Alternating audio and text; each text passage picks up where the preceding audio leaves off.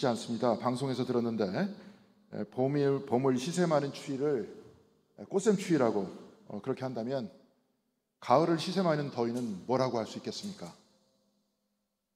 그래도 아침 저녁에는 살짝 다른 기운이 느껴집니다. 이런 더위와 변화하는 계절에 더욱더 건강 유의하시고 서로에게 큰 위로와 기쁨이 되시는 성도님들이 다 되시기를 주님의 이름으로 간절히 기원드립니다. 지난주 수요일 느헤미야를 같이 공부하면서 느헤미야가 성을 쌓는 과정을 말씀을 통해서 살펴봤습니다. 느헤미야가 예루살렘에 성을 쌓는 것이 우리와 무슨 상관이 있겠는가 이렇게 했지만, 그리고 성과 성의 안과 성의 밖이 구분이 있다는 것은 이것은 성별을 뜻한다 이렇게 말씀을 같이 나눴습니다. 오늘 설교 제목은 성별과 차별입니다. 그렇다면 성별은 무엇인지 차별은 무엇인지 살펴보면서 오늘 은혜를 나누어 보도록 하겠습니다. 성별의 히브리어는 콰도시입니다. 구별한다, 나누어 놓는다 이런 뜻이죠. 그래서 여기서 거룩하다 하는 말이 나왔습니다. 거룩한 것을 거룩하지 못한 것과 나누어 놓는다 이 말입니다. 그래서 성별입니다. 예를 들어보겠습니다. 예배당 안과 밖은 어떤 차이가 있습니까? 우리 교회는 백범로 169-19이지만 우리는 교회를 그 주소를 중심으로 생각하지 않습니다. 성 어거스틴은 그래서 교회를 하나님의 도성이다 이렇게 말했는데요, 세속 안에 있는 성스러운 곳이라는 뜻입니다. 예배당 안에 들어오면 밖에 있을 때보다 훨씬 더 경건한 마음이 듭니다. 교회는 하나님의 도성이어서 하나님께 예배를 드리는 곳이라는 인식이 우리 안에 있기 때문에 그렇습니다. 먼저 교회에 있을 때 교인들이 모여서 성지순례를 간 적이 있습니다. 저는 간 적이 없고요.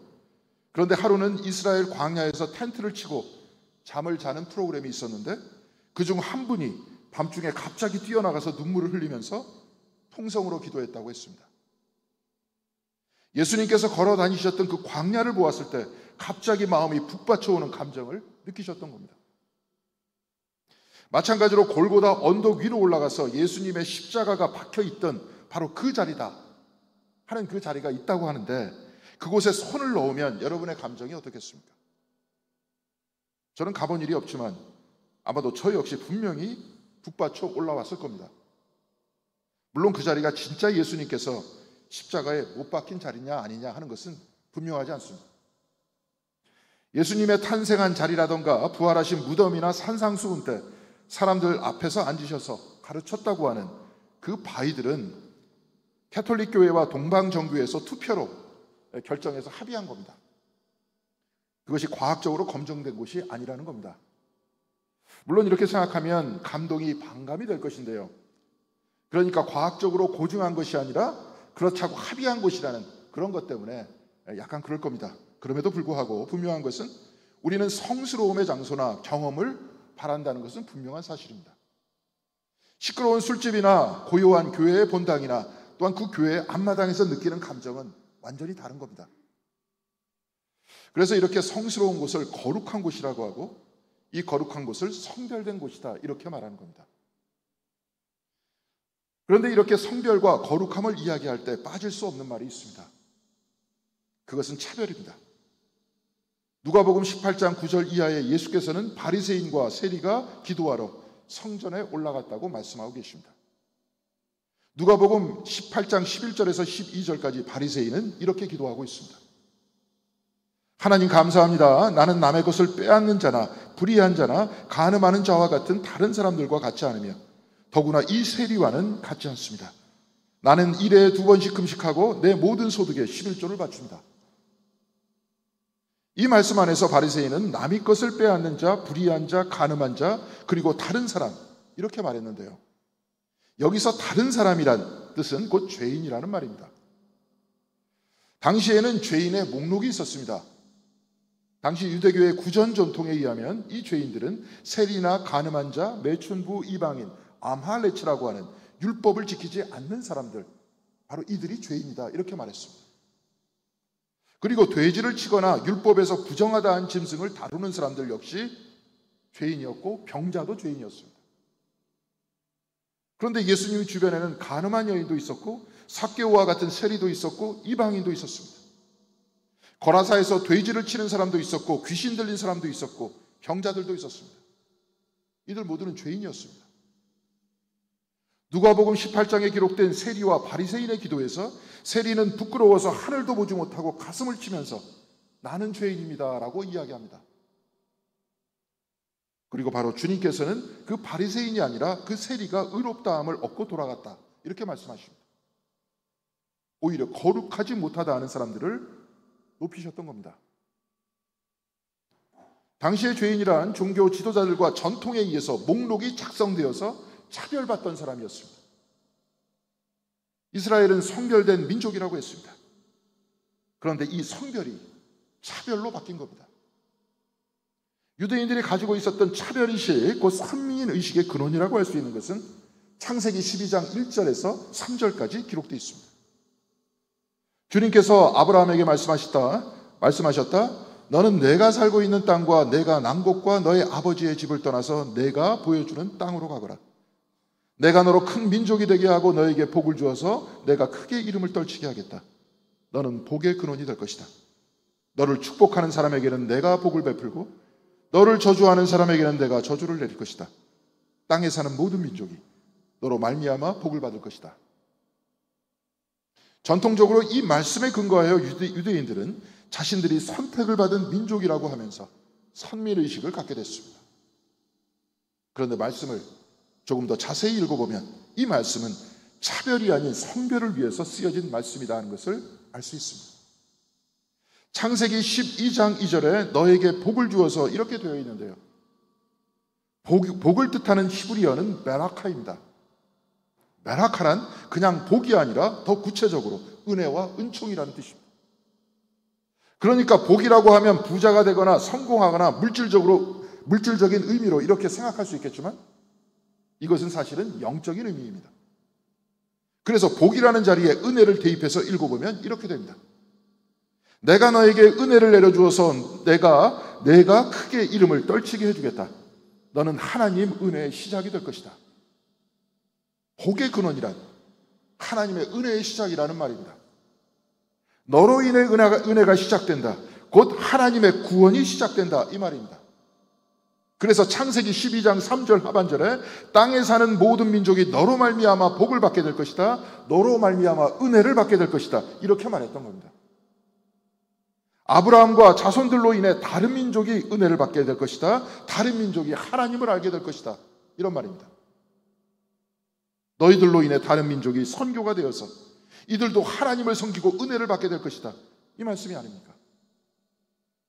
아브라함과 그 자손이 성별함을 받은 이유는 이방 민족을 향한 하나님의 은혜와 구원을 위해 바로 이들이 쓰임을 받았다는 말입니다.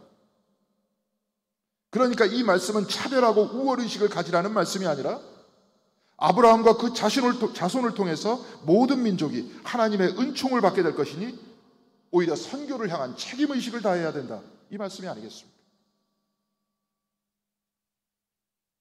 루마니아의 종교학자인 밀체아 엘리아데는 성과 속이라는 책에서 인류의 모든 종교의 역사 안에는 성과 속, 곧 성스러운 것과 세속적인 것을 나누고 있었다. 이렇게 말하고 있습니다. 그러나 성과 속은 서로 대립하는 것이 아니라 서로 연결되어 있고 관계를 맺으면서 인간의 삶을 만들어 나간다고 말하고 있습니다. 엘리아데는 그 관계 맺는 방식을 성스러움이 속됨에 침투하여 그 속됨을 변형시킨다. 이렇게 말하고 있습니다.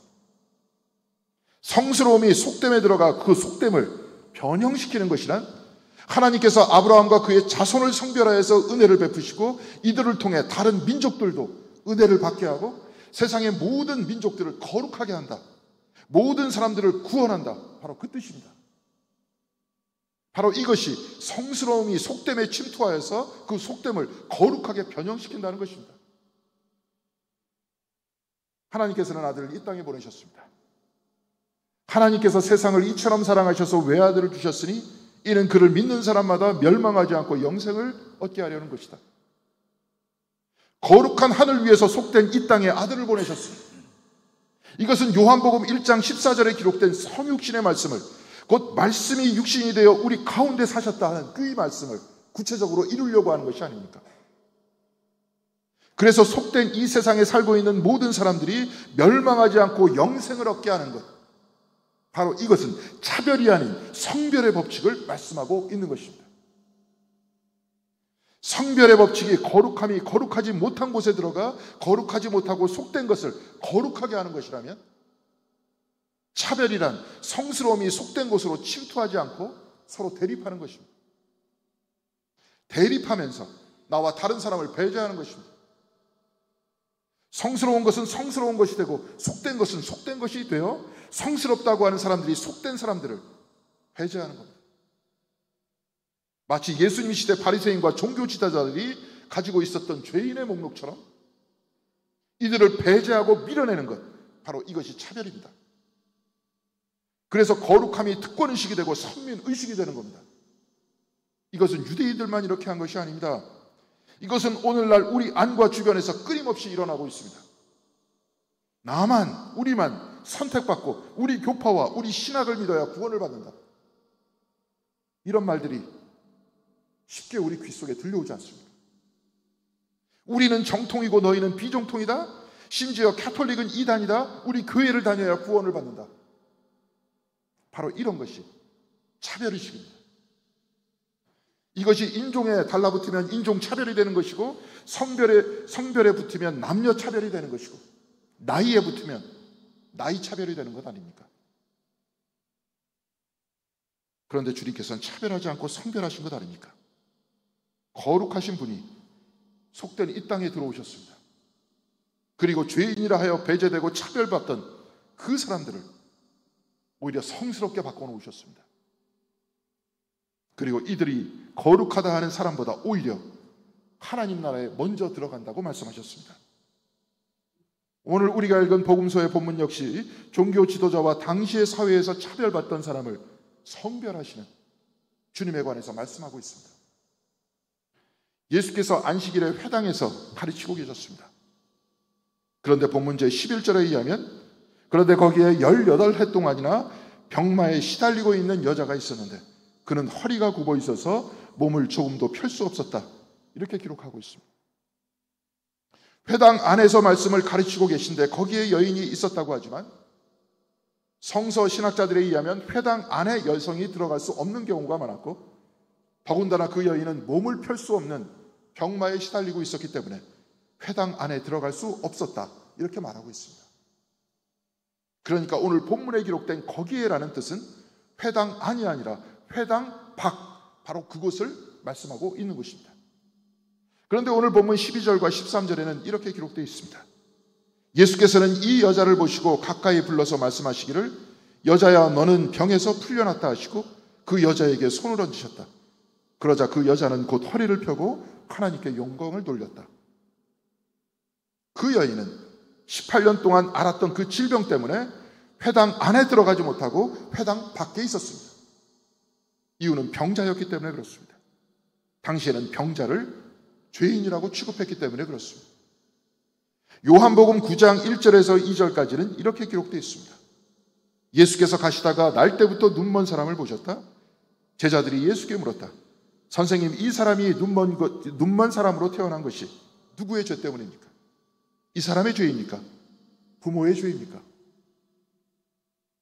사람이 눈을 멀거나 불구이거나 질병에 걸리면 자신의 죄가 아니면 부모의 죄 때문이다, 이런 것 아닙니까? 마찬가지로 18년 동안 회당 밖에 있어 차별받던 그 여인은 그의 죄나 그의 부모의 죄로 인해 벌을 받고 있는 것이 되는 것입니다. 그러나 주님께서는 그 여인에게 손을 대시어 거룩하게 하셨습니다. 그리고 말씀하십니다. 여자여 너는 병에서 풀려났다. 거룩하신 분이 속된 세상 안에 들어와 속됨을 거룩하게 하시듯 치유와 은혜의 근원이신 주님께서 속되다 하여 멀리하던 그에게 손을 대시면서 거룩하게 하시고 건강하게 하신 것입니다. 그런데 이를 지켜본 회당장은 이렇게 말하고 있습니다. 그런데 회당장은 예수께서 안식일에 병을 고치신 것에 분개하여 무리에게 말하였다. 일을 해야 할 날이 엿새가 있으니 그 엿새 가운데에서 어느 날에든지 와서 고침을 받으시오. 그러나 안식일에는 그렇게 하지 마시오. 말씀을 잘 읽어보면 회당장은 예수님께 이렇게 말한 것이 아닙니다. 그는 무리에게 이렇게 말하였다. 이렇게 전하고 있습니다. 회당장은 그 여인의 치유된 것을 보고 분개해서 말했다는 것을 볼 때 결국 그 무리들이 아닌 여인에게 그렇게 말했다는 겁니다. 치유받은 여인은 하나님께 영광을 돌렸습니다. 그러나 이를 지켜본 회당장은 분개하면서 영광을 돌리고 있는 그녀에게 왜 안식일에 와서 고침을 받았느냐? 다른 날 와야 하지 않느냐? 이렇게 말하고 있는 것 아닙니까? 거룩하지 못하다 한 사람은 하나님께 영광을 돌리며 하나님 나라를 받아들이고 체험했다면, 거룩하다 한 종교 지도자 회당장은 하나님 나라가 눈앞에 펼쳐지는 것을 보고도 이들 받아들이지 못하고 분개하였다. 이렇게 말씀하고 있습니다. 왜냐하면 그가 가지고 있는 차별의식 때문에 그렇습니다. 그는 안식일을 들먹이고 있지만 사실은 안식일은 아무것도 안 하고 그냥 있는 날이 아닙니다. 신명기 5장 15절에는 안식일에 관해서 이렇게 기록하고 있습니다. 너희는 기억하여라. 너희가 이집트 땅에서 종살이를 하고 있을 때 주 너희의 하나님이 강한 손과 편팔로 너희를 거기에서 이끌어내었으므로 주 너의 하나님이 너에게 안식일을 지키라고 명한다. 안식일이란 노예였던 이스라엘이 해방된 것을 기억하는 날입니다.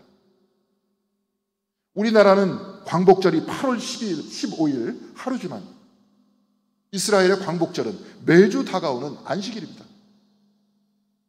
매주 그 구원의 날을 기억하는 것이 안식일입니다.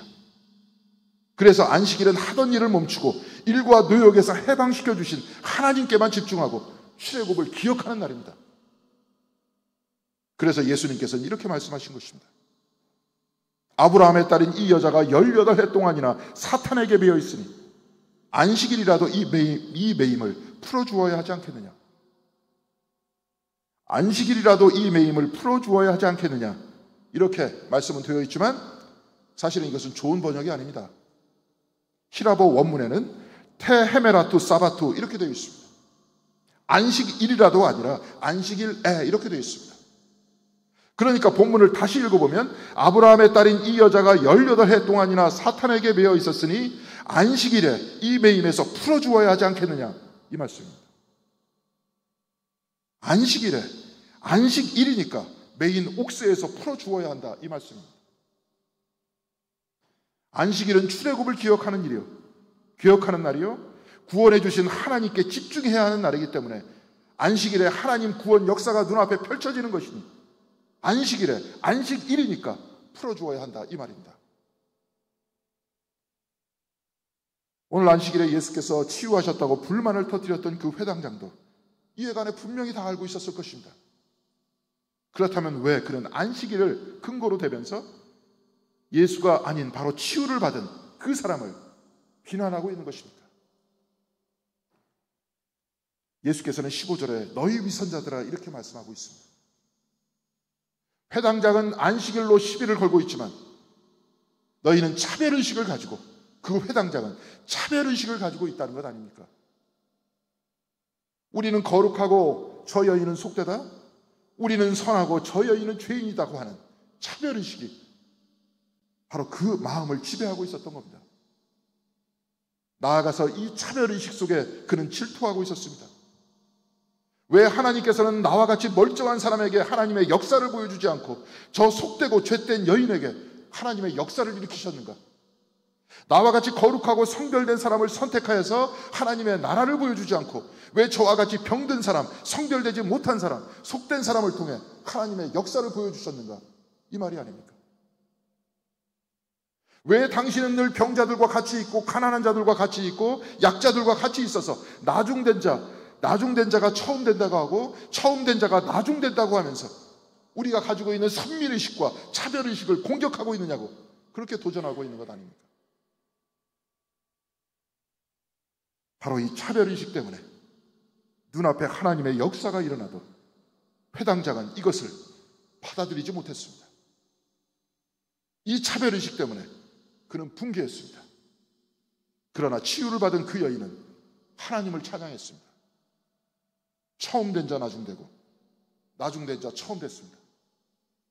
하나님의 나라는 스스로 의인이라고 하면서 차별하는 그 사람이 들어가는 것이 아니고 죄인이라 하여 회당에도 들지 못하던 그 사람이 하나님 나라에 들어가게 된 것 아닙니까? 차별은 나누는 것이지만 성별은 하나로 만드는 것입니다. 차별은 비하하는 것이지만 성별은 높이는 것입니다. 하나님께서는 이스라엘을 성별하여 속된 세상 안에 침투시켜서 속된 세상을 변화시키시길 바라셨습니다. 그래서 아브라함으로 말미암아 이스라엘로 말미암아 모두가 은총을 받는 그런 세상을 약속한 것이 아닙니까? 그래서 이 속된 세상을 사랑하시어 그 아들을 보내셔서 모두가 멸망하지 않고 영생을 얻게 하려는 것이 아닙니까? 하나님의 아들 곧 성자 하나님께서는 이 땅에 들어오셨습니다. 그리고 우리와 같이 육신을 입은 사람이 됐습니다. 그리고 병자들을 치유하시고 절름발이를 걷게 하셨고 나병 환자를 깨끗하게 하셨습니다. 차별받던 이들을 성별하시어 거룩하다 하셨고 이들 모두 하나님을 찬양했습니다. 이들은 모두 하나님 나라의 백성이 됐습니다. 경건하지 못하다고 한 세리 삭개오가 회개했을 때 예수께서는 경건하지 못한 삭개오의 집에 묵으면서 이렇게 말씀하셨습니다. 오늘 구원이 이 집에 이르렀다. 이 사람도 아브라함의 자손이다. 성별은 속된 것 안에 들어가 속됨을 거룩하게 하는 것입니다. 구원은 하나님께서 이 땅에 들어오셔서 구원받지 못할 우리를 구원하시는 것입니다. 사랑하는 성도 여러분, 두세 사람이 내 이름으로 모여있는 이 자리, 거기에 내가 그들 가운데 있다 하고 주님께서 말씀하셨습니다. 지금 이 자리에 주님께서 우리와 같이 계십니다. 성육신은 2000년 전 일어난 과거의 사건이 아니라 지금 이 자리 우리가 숨을 쉬는 이곳에서 일어나고 있는 신앙적 사실인 것입니다. 또한 바울은 그리스도께서 내 안에 살고 계십니다 라고 말씀하고 있습니다. 성육신은 지구 안에 일어난 것이 아니고 나와 다른 곳에 일어난 것이 아니라 바로 내 안에서 일어나고 있는 나의 사건인 것입니다. 그러니까 하나님께서 이 땅에 들어와 속된 것을 거룩하게 하시고 병자들을 치유하시고 차별받던 이들을 하나님의 백성으로 삼아주신 것은 남의 얘기가 아니라 바로 저와 여러분의 이야기이고 바로 나의 이야기인 것입니다.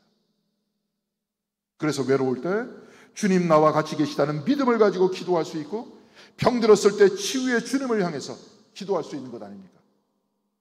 죄를 지어 십자가에 못 박힌 강도들 사이에서 이들과 같이 죽으신 주님을 바라보면서 세상은 모두 나에게 등을 돌리는 것 같아도 죄인된 우리와 늘 같이 계시는 주님을 믿고 죽음 앞에서도 우리와 같이 계신 주님을 확신할 수 있는 것이 아닙니까?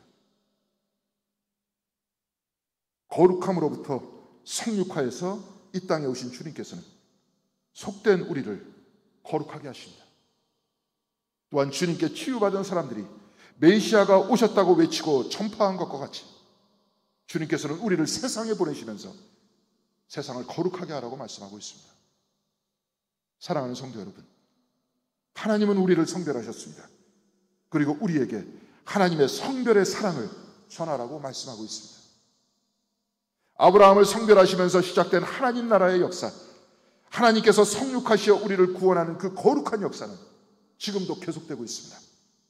이 아름다운 사랑의 역사에 우리 모두를 불러주셨고 우리 공덕교회를 불러주셨사오니 이 귀한 사명을 아름답게 감당해야 하지 않겠습니까? 우리를 거룩하게 하시고 이 공덕교회를 성별하신 하나님께서 여러분과 그 가정에 늘 함께 계시고 하나님의 사랑을 이 사랑 없는 세상에 전하시는 거룩한 사역자들이 다 되시기를 주님의 이름으로 간절히 기원드리겠습니다. 기도하시겠습니다.